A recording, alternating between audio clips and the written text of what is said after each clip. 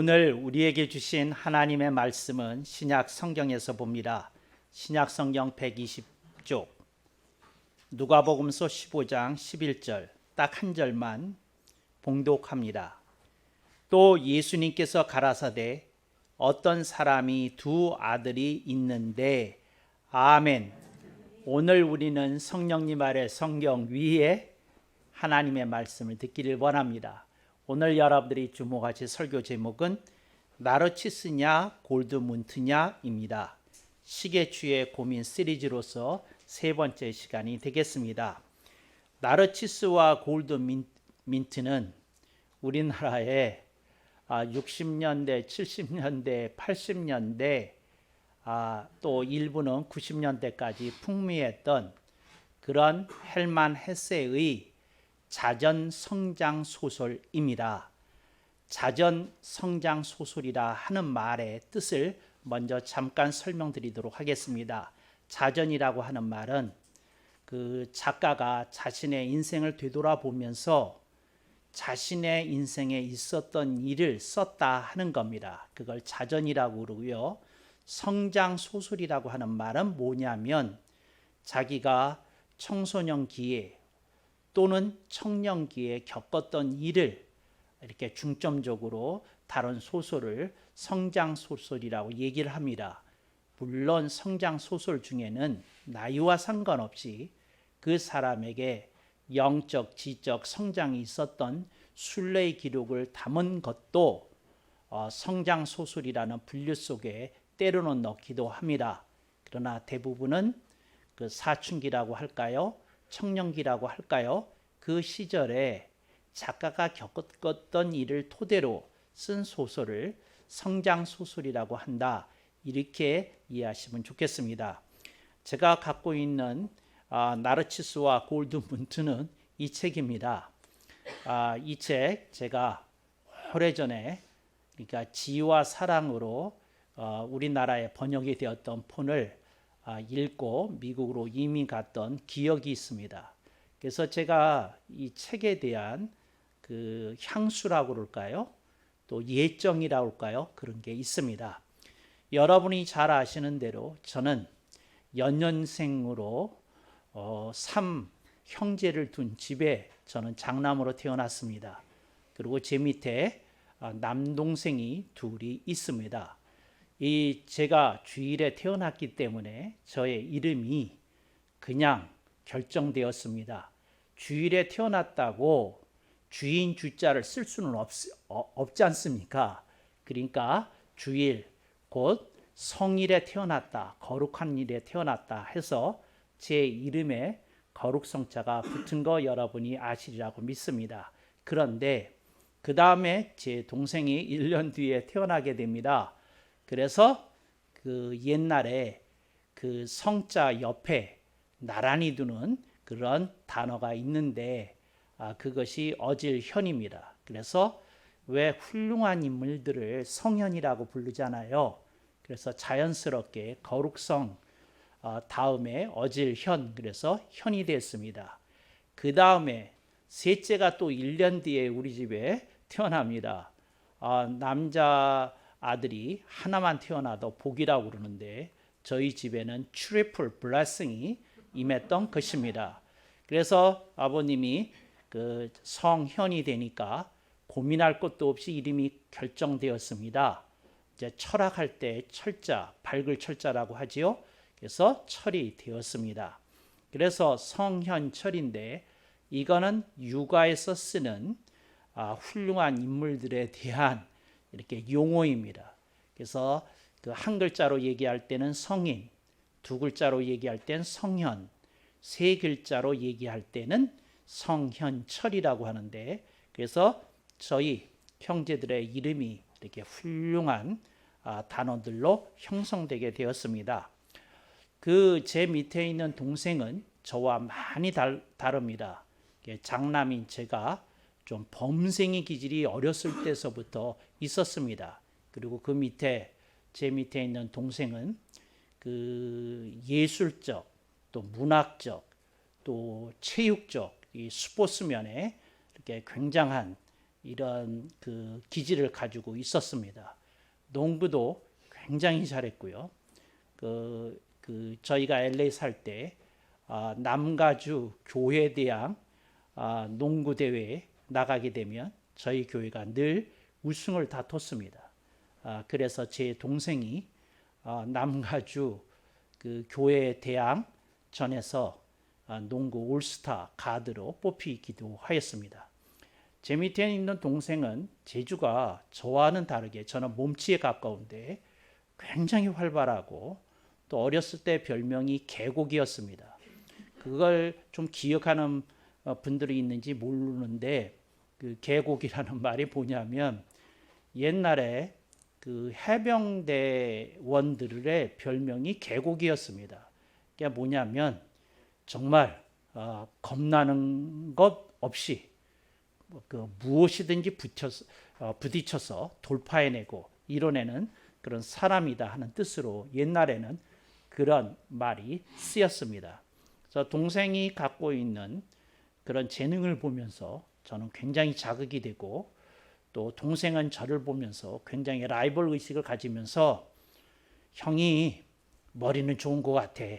형이 뛰어난 거 맞아. 근데 형 나한테 문학으로는 철학으로는 그 다음에 스포츠로는 당해낼 수 없지 그랬습니다. 동생은 그 당구도 굉장히 잘 쳤습니다. 그런데 동생은 이렇게 당구장에 가서 근데 미국의 당구장은 옆에 바가 있어요. 술을 마실 수 있는 바가 있고 그 옆에 이제 당구대가 이렇게 놓여 있고 이러는 데인데 거기 가서 용돈이 떨어지면 당구 내기를 해서 용돈을 벌 정도로 이렇게 탁월한 뜨리 쿠션의 마술사라는 별명을 갖고 있기도 하였습니다. 그 동생이 어느 날 책을 하나 읽었다고 그러면서 저한테 오는 거예요. 형, 내가 재밌는 소설을 읽었다? 근데 말이야, 딱 형하고 내 얘기더라고. 그러면서 뒤밀었던 소설이 이 나르치스와 골드문트입니다. 나르치스와 골드문트는 그 친구입니다. 근데 처음에는 친구가 아니었는데 그 수도원 학교에서 그 교사가 나르치스였고 거기에 학생이었던 사람이 골드문트였는데 연령차가 별로 나지 않아서 둘은 금방 친구가 되었습니다. 이게 서양 문화에서는 그런 일이 흔하잖아요. 그런데 하는 말이 나르치스를 내가 보는데 말이야 나는 내내 형 생각이 나더라고. 근데 나는 정말 골드문트더라고. 그러면서 얘기를 합니다. 이 소설에서 나오는 나르치스와 골드문트는 나르치스는 죄를 평생 한 번도 안 지은 것 같고 안 지을 것 같은 그런 이미지의 사람입니다. 그런데 골드문트는 이 세상에서 제일 재미있는 게 여자와 연애하는 거라고 말하는 사람입니다. 또 하나 어떻게 여자를 한 명만 평생 사귈 수 있냐? 이 세상에 넘친 것이 여자들인데 가능하면 많은 연애를 하는 사람이 가장 많은 행복을 얻어가는 사람이다. 이렇게 생각하는 사람이 골드문트입니다. 그래서 나르치스와 골드문트더라 하는 얘기죠. 그래서 나르치스와 골드문트인데 오늘 여러분이 읽으신 누가복음서 15장 11절은 탕자의 비유의 첫 구절입니다. 탕자의 비유에 보면 어떤 부자가 있었습니다. 근데 그 부자에게 딱 두 아들이 있었습니다. 장남, 차남이 있었습니다. 장남은 나르치스처럼 범생이었습니다. 아버지의 기대를 한 몸에 받고 아버지의 뒤를 이을 후계자로서 키워지고 있었고 그리고 한 번도 어긋난 행동을 한 적이 없는 그런 범생이가 그 탕자의 비유 속에 나오는 이름 없는 장남의 모습이었습니다. 근데 그 밑에 동생이 있습니다. 어느 집이든지 동생들의 문제입니다. 이 차남이 있는데 이 차남이 골드문트입니다. 놀기 좋아합니다. 사업 벌리기 좋아합니다. 그리고 이렇게 늘 친구들에게 떠벌리고 다녔던 사람입니다. 어떻게 월급장이를 평생 할 수 있냐고.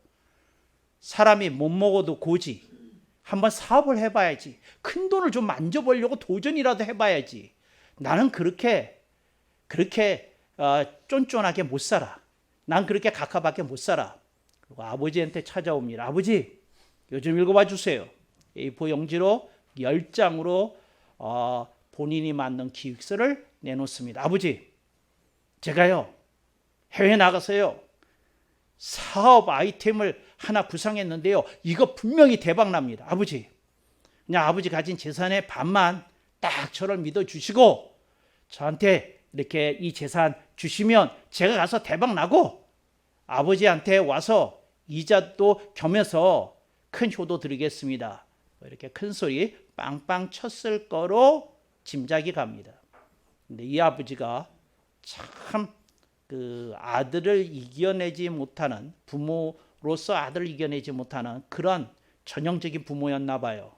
선선하게 그래라. 그리고는 재산의 반을 팔아가지고 이 차남에게 투자합니다. 그래서 갑니다. 근데 여러분 아시죠? 그가 사업을 벌린 다음에 해가 떨어지기만 하면 가서 노는 데가 나이트였습니다. 가서 노는 데가 클럽이었습니다. 가서 노는 데가 룸살롱이었습니다. 가서 노는 데가 골프장이었습니다. 여러 여자들과 활락을 즐기면서 사업한다고 돌아다니다가 여러분 잘 아시는 대로 사기당합니다. 사업이 망합니다. 그리고 성경의 보고에 의하면 그는 완전 알거지가 되었다고 얘기를 합니다.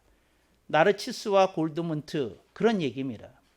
그런데 저는 오늘 여기서 소설의 얘기를 하려는 게 아니고 소설에서 이미지를 따온 겁니다. 뭘 따왔느냐? 어떤 사람이 있는데 그 세상에서 지저분한 일 안 하고 그리고 하나님 보시기에 좋은 일만 하는 사람, 나르치스입니다. 수도원에 있는 사람입니다. 그 다음에 골드문트, 여자하고 연애하는 게 가장 재미있다는 사람입니다. 골드문트입니다. 이 이미지를 따오는 겁니다. 소설을 따오는 게 아니라 이미지를 따오는 겁니다. 그러니까 뭐를 대표하고 있느냐 하면 나르치스는 경건의 길을 대표합니다. 골드문트는 통속의 길을 대표합니다. 여러분, 경건의 길이 뭐냐면 한 번도 욕을 안 하는 겁니다. 예를 들자면. 그런데 통속의 길이라는 게 뭐냐면 좀 친구들하고 얘기할 때에 C자가 들어가고 8자를 섞어서 얘기하는 게 왠지 폼난다고 느끼는 겁니다. 이게 통속의 길입니다. 또 친구들을 부를 때 그냥 이름 부르지 않고 야 그리고 뭐 새끼자를 넣어서 부른다든지 이런 게 왠지 좀 친근함의 표시라고 생각하는 사람들입니다. 이게 뭐라고요? 통속의 길입니다. 한 번이라도 주일 예배를 거르면 왠지 큰일이 날 것 같은 의식을 가지고 살아가는 거, 이게 경건의 길입니다.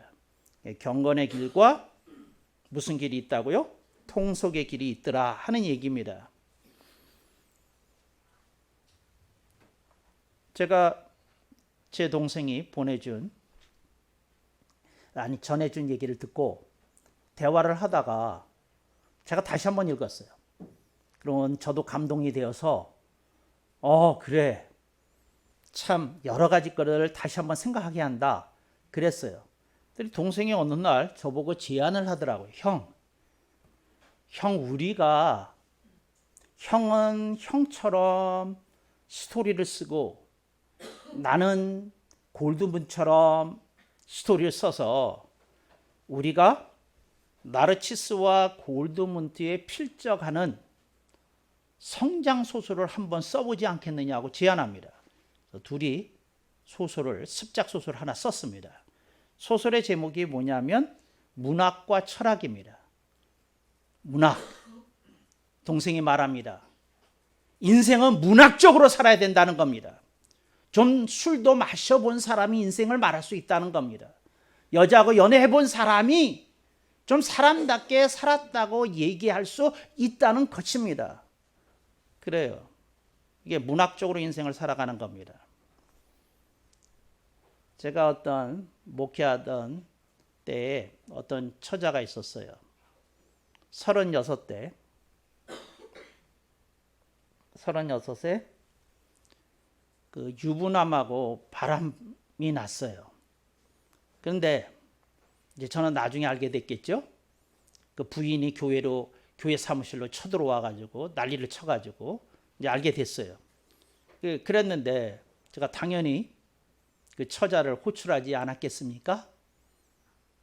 그래서 데니스라고 하는 그 커피숍에서 이제 이렇게 대화를 나누는데 이 처자가 하는 말이 굉장히 문학적입니다. 목사님, 저 후회 없어요? 그 남자가 유부남이라는 거 저 알고 있었어요. 근데 어떻게 해요?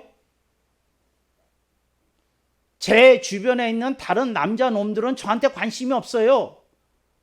근데 그 사람이 어떤 목적을 가지고 나를 꼬시는 거 알았지만 그래도 저 사랑받고 싶었어요. 그래서 연애했어요. 후회 없어요. 이렇게 얘기하더라고요. 이게 문학적 멘트입니다. 이게 문학적 멘트. 후회 없다. 이런 얘기 또 들어보셨나요? 어떤 분이 간암에 걸렸어요. 그래서 부인이 막 울면서 기도해 달라고 그래서 갔는데 그 분이 저한테 하는 말이에요. 부인 앞에서. 목사님, 저 후회 없어요. 저는 정말이지요. 술독에 빠져 살았어요. 세상에 있는 거의 모든 술은 제가 한 번씩은 다 마셔본 것 같아요. 그래서 전 간암에 걸렸지만 저 후회 없어요. 저 술 마시는 동안 굉장히 행복했어요. 목사님은 하나님과 지내시라고 행복하셨겠지만 목사님 언제고 술 한번 맛봐주세요. 이거 정말 장난 아니게 맛있습니다. 이렇게 얘기했어요. 이게 문학적 멘트입니다. 이게 문학적 멘트예요. 제가 저희 어머님 돌아가시고 아버님 돌아가고 뭐 그랬을 때 미국 몇 번 다녀왔지 않습니까? 그래서 저희 사모도 저랑 같이 동행했는데 그때 저하고 고등학교 다닐 때 저를 따라다녔던 동생들이니 뭐니 이제 또 제 친구 또 드물게 몇 사람 이제 장례식이라고 그렇게 만났지 않았겠습니까? 근데 그 친구들이 저희 부부가 있는데 와서 저희 사모를 보고 꼭 하는 말이 이 형은요 반듯했어요. 비밀 없었어요. 여자 멀리 했어요. 술 한 번도 입에 댄 일 없어요. 나쁜 짓 하는 거, 나쁜 말 한 거 한 번도 본 일 없어요. 그리고 다 와서 얘기했어. 뭐 짜고 온 것처럼 하나 둘 지나가면서 따로따로 왔는데 다 그 얘기했어요. 그래서 제가요 입증이 된 사람이에요. 몇십 년에 만났는데 제 성장을 다 알고 있던 후배나 친구들이 와서 그냥 반듯 그 자체였다고 저를 증언해 줬어요. 또 저희가 한국에 나와서 살게 되면서 친척들 만났지 않습니까? 친척들 만나면 친척들이 또 우리 사모한테 하는 얘기가 유치원서부터 성장할 때까지 쭉 지켜봤는데 늘 책을 끼고 다녔다. 종이에 인쇄된 거는 뭐든지 다 읽었다. 책을 어렸을 때부터 지나칠 정도로 좋아하고 사랑했다. 뭐 그런 얘기 막 해주고 그리고 어렸을 때부터 유식했다. 뭐 이런 얘기 했어요. 그래서 저는 그것도 검증됐어요. 어렸을 때부터 공부 열심히 했다는 거. 친척들이 다 얘기했으니까. 그런데 제가 지금 무슨 얘기 하려는 거냐면 이게 나르치스예요. 근데 소설에서 우리 둘이 소설을 썼어요. 근데 그 소설 얘기 잠깐 하려고 그래요. 무슨 소설을 썼느냐 하면 나르치스와 골드문트를 패러디한 소설을 쓴 거예요. 근데 그 소설에서 보면 두 이란성 쌍둥이 자매가 나와요. 쌍둥이인데 너무 성격이 달라.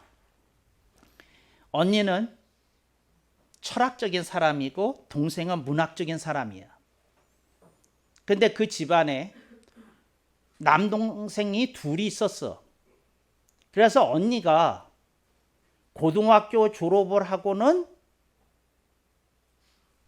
직장에 다니면서 번 돈을 가지고 그 남동생들을 대학 다 보내고 취직시켜주고 장가가고 그런 걸 뒷바라지를 했어요.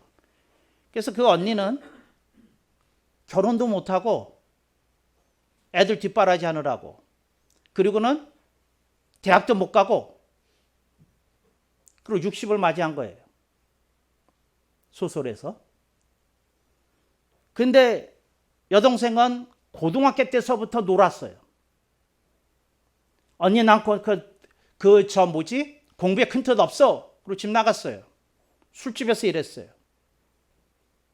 많이 뒹굴었어요. 험난한 인생을 살았어요. 그 두 자매가 20년 동안 떨어져 있다가 소식이 끊겼다가 60대 만나가지고 서로 대화를 나누는 거예요. 그 대화의 내용 속에 동생이 하는 얘기, 언니, 나는 참 언니가 등신이라고 생각해. 남동생들 뒤치거리 했다고 언니는 보람이라고 여기지만 난 그렇게 생각 안 해. 언니는 남자도 모르잖아. 시집도 한 번이나 못 갔잖아. 대학도 못 갔잖아. 그게 뭐야? 나는 비록 술집에서 지냈지만 난 남자를 좀 겪어봤잖아. 좀 동거도 해봤잖아. 뭐 했잖아. 나는 언니가 산 인생이 너무 바보 같다고 생각해. 먹통이라고 생각해. 언니, 지금이라도 인생의 코스를 바꿔. 언니 그 미모면 남자 몇 놈을 쓰러뜨릴 수 있어. 근데 언니 그거 뭐하는 짓이야. 그 미모로 그렇게 썩이고 수천 년으로 지난다는 게 말이 돼? 이제 그 얘기를 하는 거예요. 동생이. 언니가 하는 말이에요. 나도 그런 거 생각해 본 일이 있다. 근데 나는 너를 보고 생각이 바뀌었다. 어떻게 바뀌었는데요? 네가 연애도 잘하는데 남자들로부터 상처도 대따 많이 받더라. 연애는 연애로 끝나는 게 아니라 꼭 큰 강 같은 자국을 남기더라. 난 그걸 보면서 섬뜩했다. 난 그게 싫었다. 너는 연애라고 부르지만 난 그걸 상처로 읽었다. 언니가 하는 얘기예요. 서로 계속 얘기하는데 그거 안 맞아.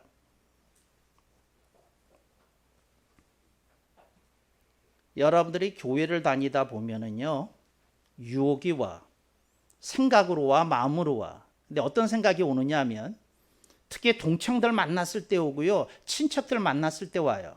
예수 안 믿는 사람 만났을 때 오고, 또 그렇게 야리꾸리하게 예수 믿는 사람들을 보면 여러분들에게 그런 생각이 와서 유혹이 와. 어떤 게 오느냐 하면 나는 너무 등신처럼 사는 거 아니야? 주일날 꼬박꼬박 그 좋은 시간에 교회에서 섞여 타는 게 이게 말이 돼? 그리고 꼬박꼬박 헌금을 한다는 게 이게 말이 돼? 어느 순간 그 생각이 들 거예요. 어느 순간. 저한테 감히 말은 못하지만 그 어느 순간 그렇게 들 거예요. 정말이에요. 교회에서요, 헌금을 안 하는 사람들은 헌금을 잘하는 사람 보면 불쌍한 눈빛을 하고 있어요. 제가 보면 알아요. 눈빛에 써 있어. 저는 이 세상에 가장 불쌍한 사람이요, 교회에서 헌금을 많이 하는 사람이라고 생각해요. 하고 이렇게 쳐다보고 있어요. 이렇게. 근데 그런 사람이 누구냐? 골드문트예요. 삶 속에서 자기가 길을 가는데 이게 뭐지? 이게 잘하는 거야? 하고 생각이 드는 사람들이 있어. 그게 나르치스야. 이게 양쪽에서 이게 오고 가면서 끌어당기고 있다니까. 시계처럼 한 번 갔다 이런 게 있다니까요. 요즘 한국 교회가 무너지기 시작하고 있어요. 그런데 어떻게 무너지고 있느냐면 옛날 같지 않아. 어떻게 무너졌느냐 하면 잘 들으셔요. 교회 내에 더 이상 옛날처럼 나르치스 그룹과 골드문트 그룹으로 나눌 수가 없어. 대부분의 교인들이 새누리교회는 아니에요. 내가 자부심을 가지고 있는 새누리교회는 아닌데 대부분의 교회들이 어떤 사람들이 교회의 주류를 형성하고 있느냐 하면 반은 나르치스로 살고 반은 골드문트로 살아. 정말이라니까. 정말이라니까. 교회에서 훌륭하게 잘해요.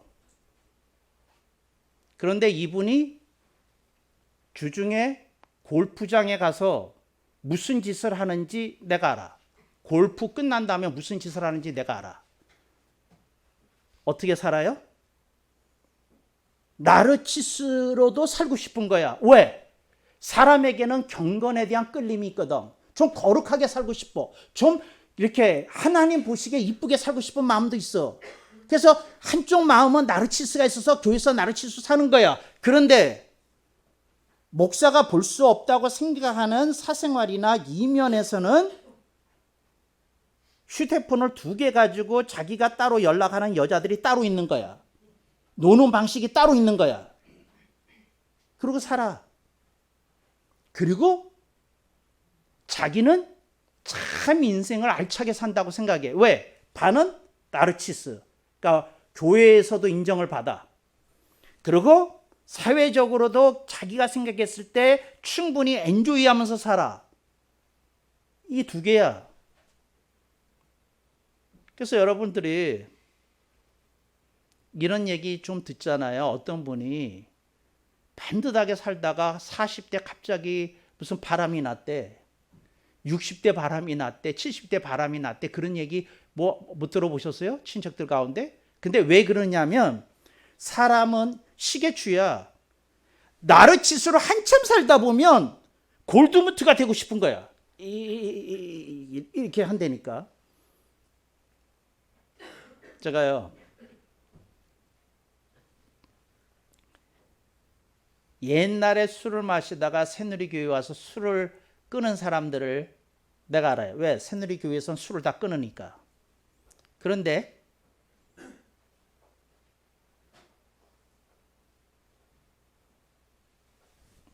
어떤 커피숍에 갔는데 앞좌석에 어떤 분이 앉아 있는데 눈이 한 번 이렇게 돌아갔어. 근데 그 커피숍은 그 맥주도 그 생맥주도 파는 집이었어. 근데 커피도 마시고 그러니까 그런 집인데 그분이 그 생맥주 쪽을 한번 본 거야. 그러니까 보는 거 보고 내가 알았어. 얘 교인이구나. 근데 커피를 잡고 있는 손이 떨려. 술을 끊은 지 1년 이내인 거야. 그래가지고 그 옛날에 그 맥주를 마시면서 시원함을 얻었을 때 느낌이 이렇게 손에 전달이 된 거야. 이렇게. 그거 알아요? 아는지 모르지. 난 그게 보였어. 그래가지고 위로해주고 싶었어. 잘하고 계시는 겁니다. 그래 내가 일어나서 갈 뻔했다니까. 내가 미친놈이지. 그랬어요. 여러분, 담배 피우잖아요. 담배 피우잖아. 둘째 손가락과 셋째 손가락이 기억하는 느낌이 있어. 그래서 이렇게 담배를 이렇게 피려고 그럴 때 이렇게 그래가지고 담배가 팍팍 이렇게 두들기고 그 금줄을 갖다가 체크 이렇게 하고 그거를 딱 이쁘게 까가지고 한 가피 턱턱해서 탁 올리고 딱 이렇게 했을 때 담배 피는 것보다 이게 훨씬 더 재밌어. 그래서 담배 피워. 담배 안 피는 사람은 몰라. 담배 피는 사람만이 알아. 여자들은 몰라. 안 피는 여자들이 특히. 뭐냐면 담배 피는 맛 때문에 피는 줄 아니야. 담뱃과 만질 때서부터 손이 즐거워. 머리가 즐거워. 정말이야. 그리고 톡톡 튀길 때 그 상쾌함, 하루의 피로가 날아가. 뽑아서 이렇게 그거 있거든. 근데 교회를 잘못 골라가지고 이런 걸 다 끊어야 되는 교회에 다니게 됐을 때 언젠가 한 번은 뭐가 와요? 이 통속의 길에 대한 그림이라고 그럴까, 향수라고 그럴까, 이런 게 작동해. 인간에게 이런 게 있는 거야. 여러분들이 잘 생각해야 돼. 그 길 가치 없어. 그 길 흔쾌하게 털어버려야 돼. 그게 신앙인이야. 그게 하나님 기뻐하시는 일이고. 이런 일이 있었어요. 제가 미 8군에서 근무할 때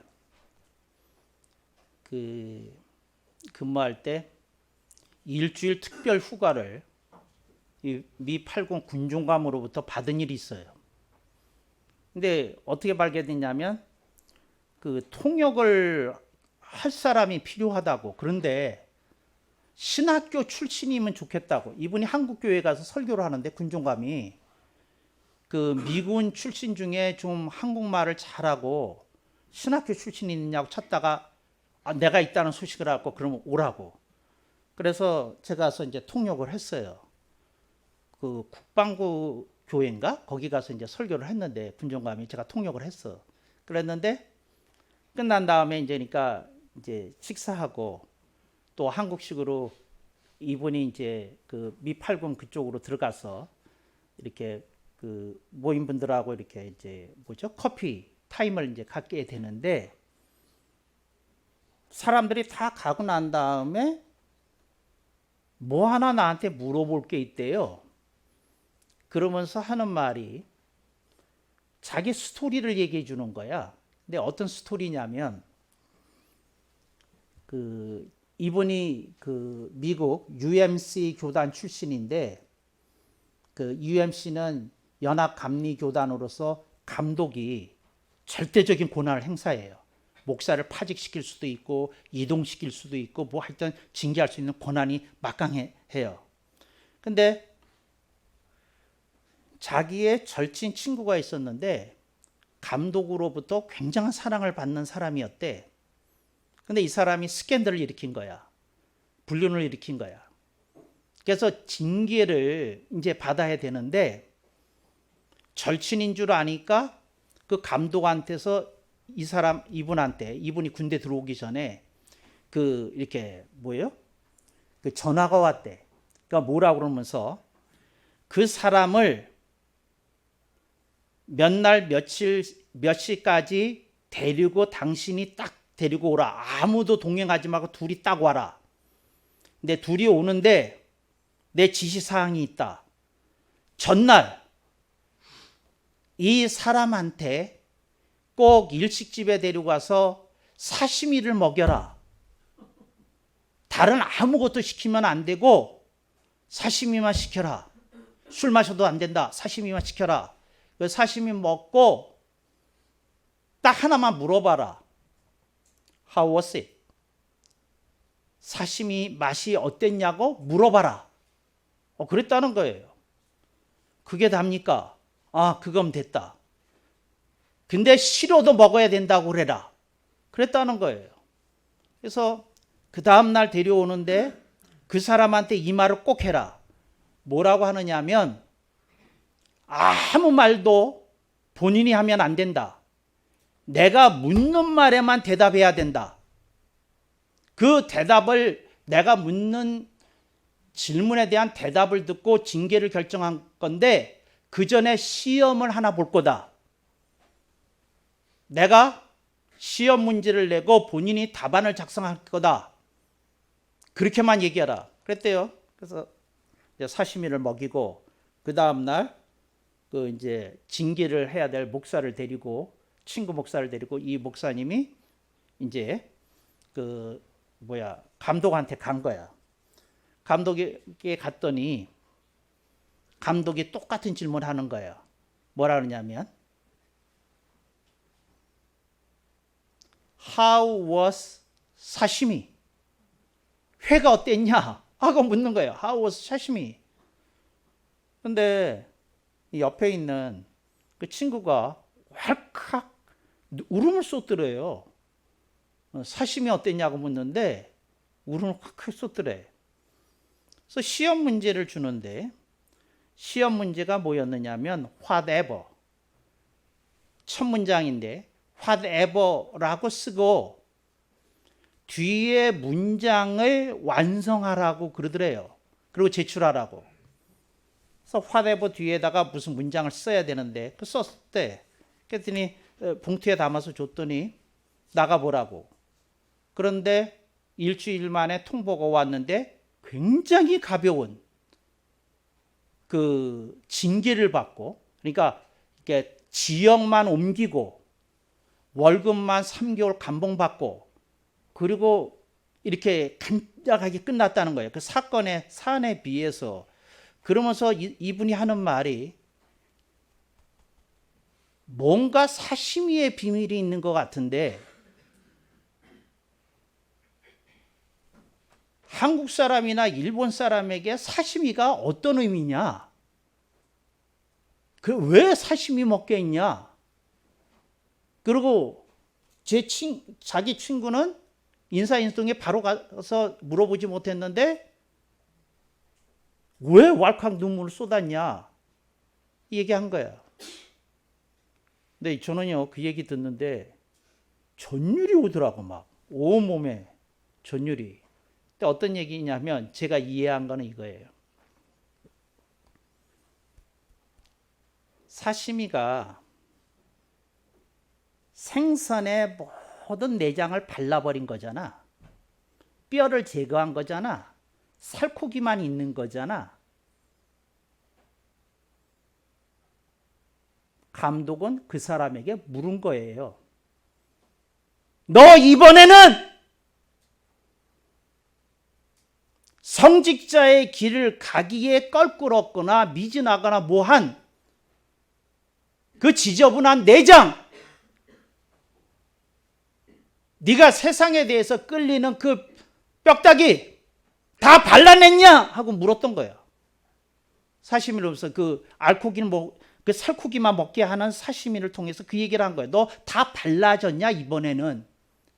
아니면 그런 성향이 또 남아있으면 너 더 이상 성직자의 길을 가면 안 된다. 그 메시지를 했던 거예요. 근데 이 사람은 자기 평생 처음 먹는 건데 생선을 발라가지고 살코기만 있는 걸 보고 감독이 자기한테 질문하는 걸 아는 거야.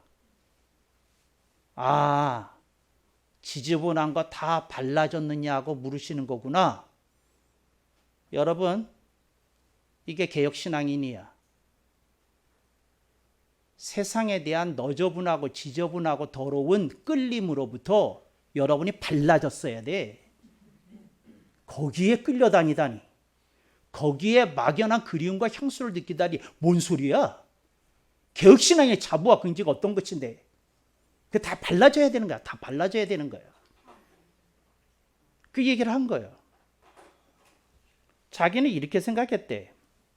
그래서 묻는 게 whatever에다가 자기는 이렇게 썼을 거라고 생각한 거야. Whatever happened was all my fault. 일어났던 모든 일은 제 잘못입니다. I have no excuse. 저는 변명의 여지가 없습니다. 그렇게 썼을 것이라고 생각해서 자기는 용서받았다고 생각했다는 거야.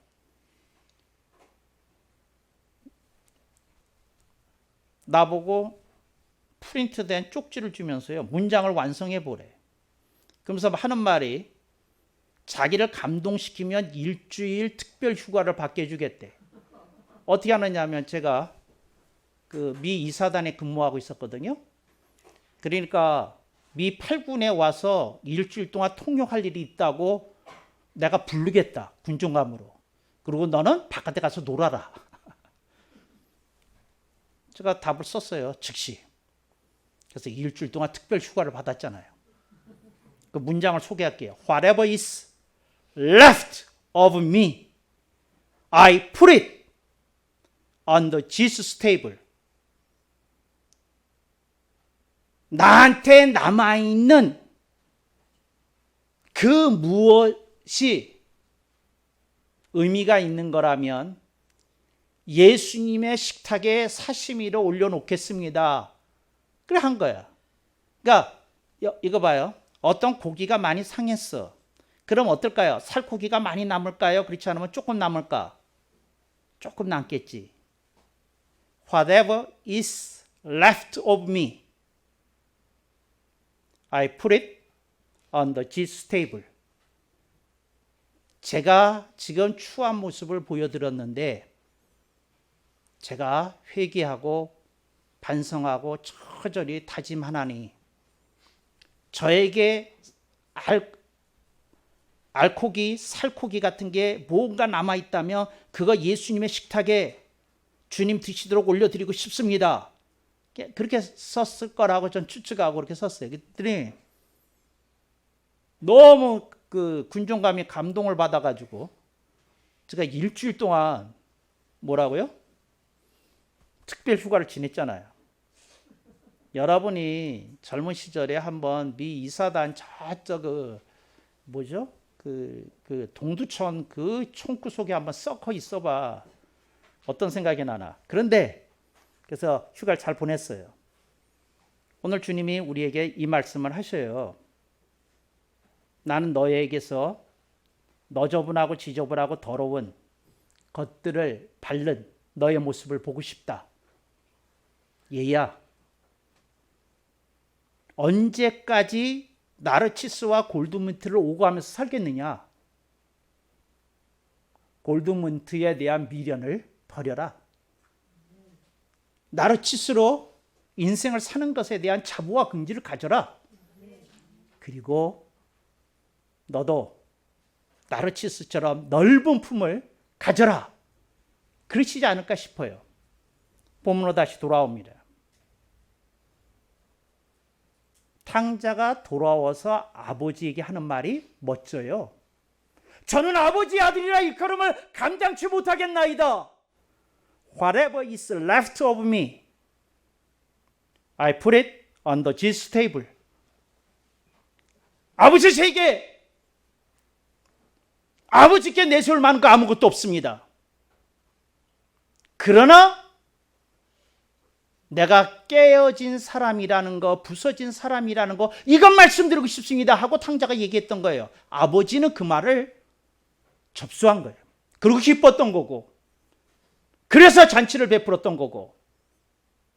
여러분, 우리가 주님께 돌아온다면, 주님께 왔다면 You must be all the way back.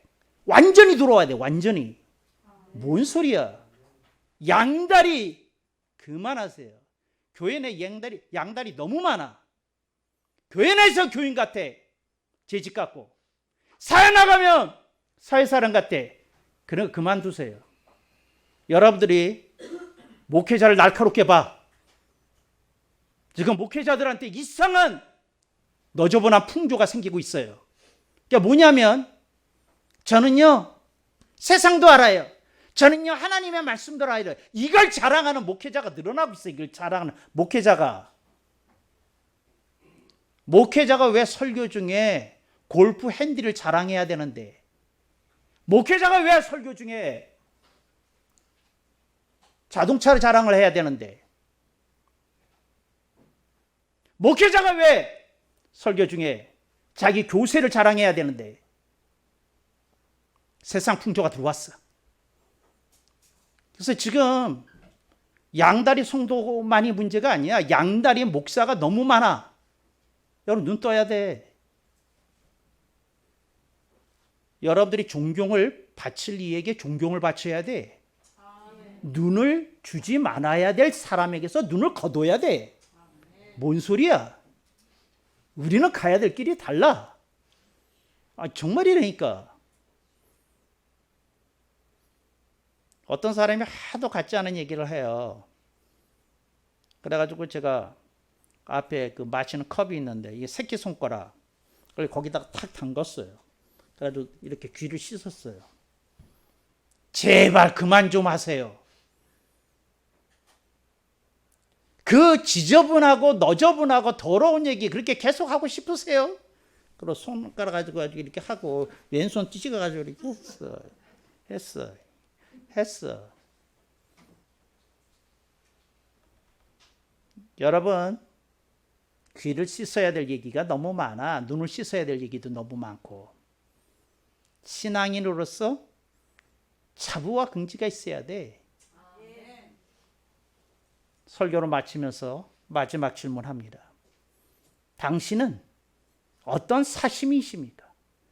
당신은 어떤 회의십니까?